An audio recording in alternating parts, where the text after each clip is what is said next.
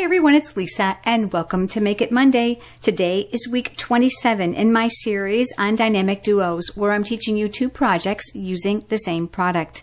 Today I'm featuring the stamp set called Work of Art. It's brand new in the catalog this year and it is immensely popular.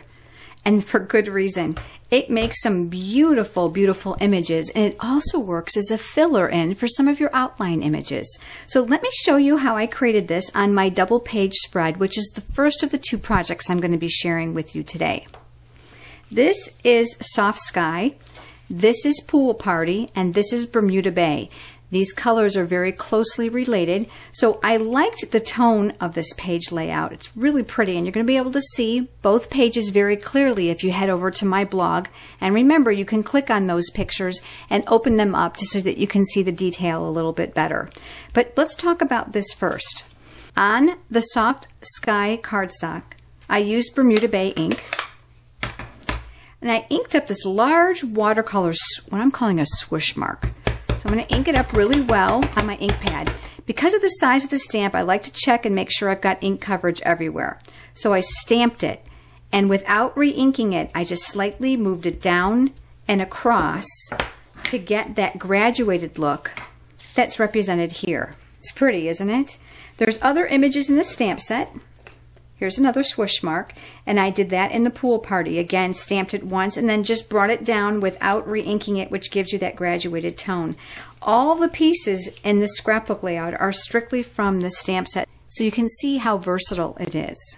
I stamped the heart and I did fussy cut that out, added some rhinestones, and to bring in that bling, I used the beautiful silver glimmer paper.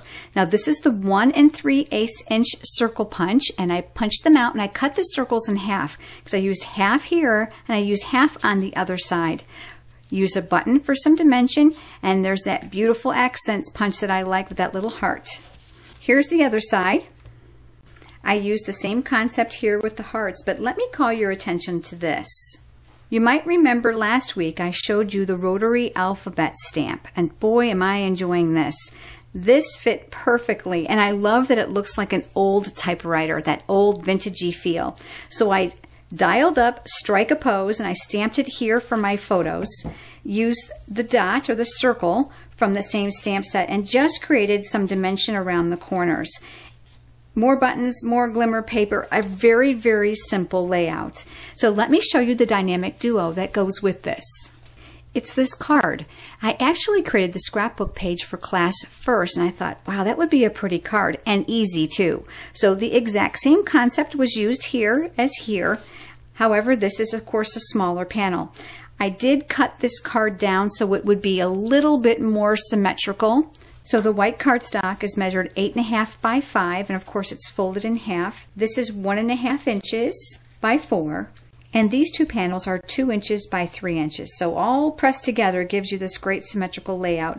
This time I added a little bit of white baker's twine with a glue dot here to that small button, but really easy concept for a scrapbook page and for a beautiful card. So that's today's Dynamic Duos, and I look forward to seeing you next week for Make It Monday.